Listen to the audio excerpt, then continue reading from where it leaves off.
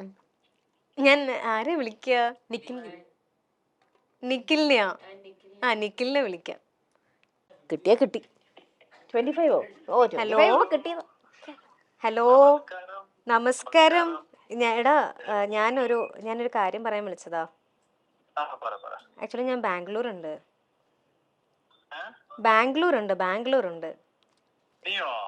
ആ ആണോ?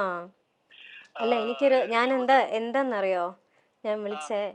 ആക്ച്വലി ഞാൻ ബാംഗ്ലൂർ വന്നിട്ട് ഞാനൊരു ഷോപ്പിങ്ങിന് വേണ്ടി ഇറങ്ങിയതാ. എന്റെ പേഴ്സ് കാണുന്നില്ല. അത് ആരോ കൊണ്ടുപോയോ എന്താ സംഭവം എന്ന് എനിക്ക് അറിയത്തില്ല. ആ അപ്പോൾ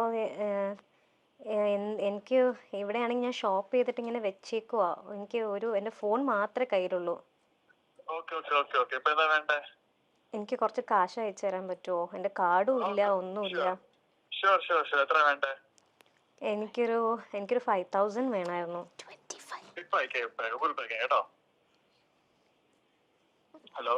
ഹലോ,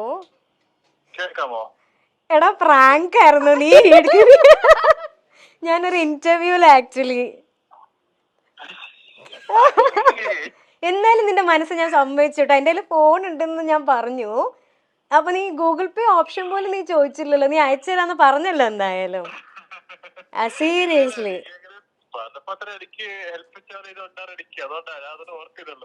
എന്താ എങ്ങനെയെങ്കിലും ഹെൽപ്പ് ചെയ്യണമെന്ന് മനസ്സിന്റെ മൈൻഡിലുണ്ടായിരുന്നു. നിന്നെ പറ്റിക്കാൻ ഭയങ്കര സുഖാണല്ലോ. ഒന്നിനെ പറ്റി ചിന്തിക്കുന്നില്ല, ഗൂഗിൾ പേ പോലും ചിന്തിച്ചില്ല.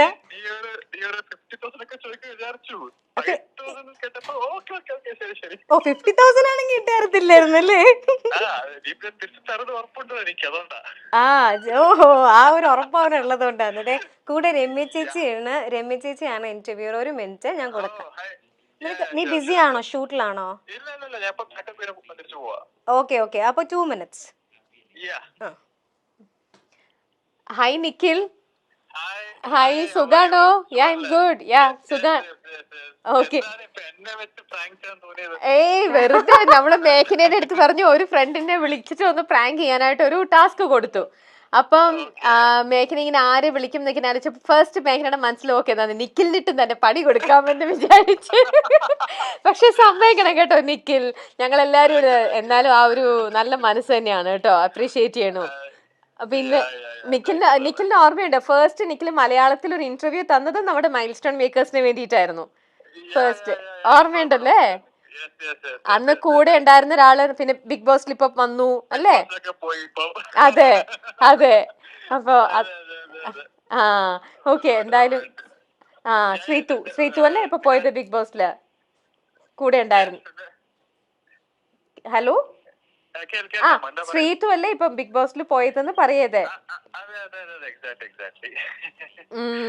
ഓക്കെ, ഇവിടെ എല്ലാരും പറയും എനിക്ക് നമ്മൾ നേരിട്ട് പരിചയമില്ല, പക്ഷെ ഇവിടെ എല്ലാരും നമ്മുടെ ടെക്നിക്കൽ സൈഡില് നമ്മുടെ ക്യാമറ, നമ്മുടെ പ്രൊഡ്യൂസർ, ഇവരെല്ലാരും എപ്പോഴും പറയും നിഖിൽ വന്ന ഇന്റർവ്യൂ വളരെ നന്നായിരുന്നു, വളരെ പാവമാണ്, നല്ല ഒരു ചേട്ടൻ, നല്ലൊരു വളരെ നല്ല സംസാരം ഒക്കെ ഇവരെല്ലാരും പറയും. എപ്പോഴും ഇവര് പറയും നല്ല ഒരാളായിരുന്നു എന്ന്. ശരിക്കും എല്ലാവരുടെ അടുത്തും പറയാം കേട്ടോ.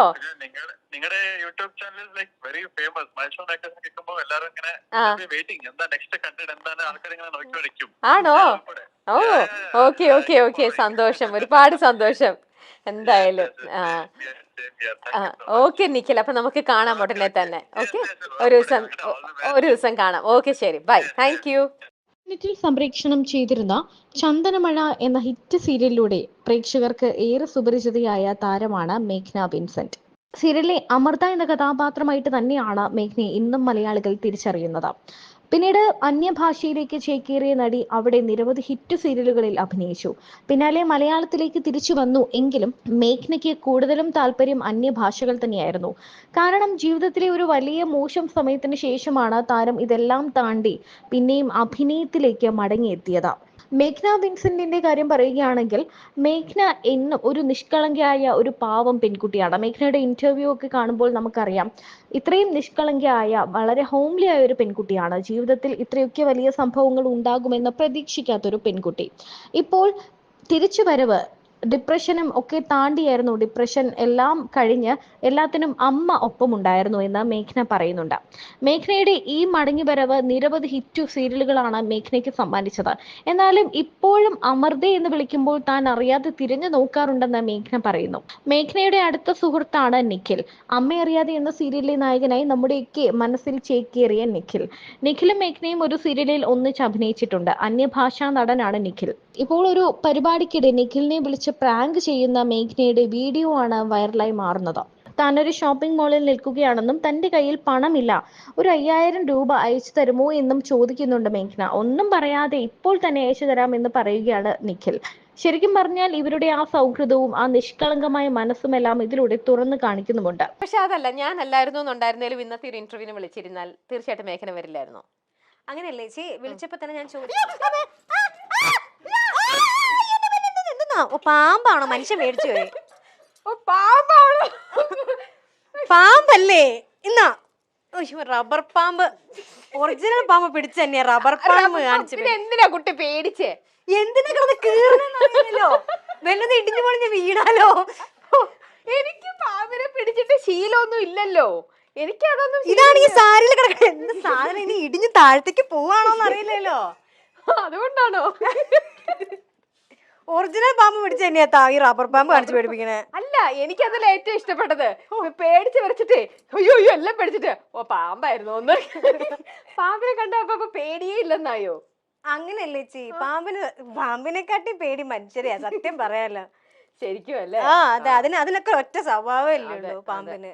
മനുഷ്യർ എപ്പോഴാ ഏത് ക്യാരക്ടറായിട്ട് മാറണ കണ്ടാ? ഇനി കണ്ടാ, ഞാൻ തന്നെ ഇപ്പൊ പേടിപ്പിച്ചില്ലേ വെറുതെ. ഇതിപ്പോ ഈ പാമ്പിനെ പിടിക്കണോ? ആ വെറുതെ. അടുത്ത് പാമ്പിനെ പിടിച്ചോണ്ട് അടുത്ത ഡയലോഗ് പറഞ്ഞു.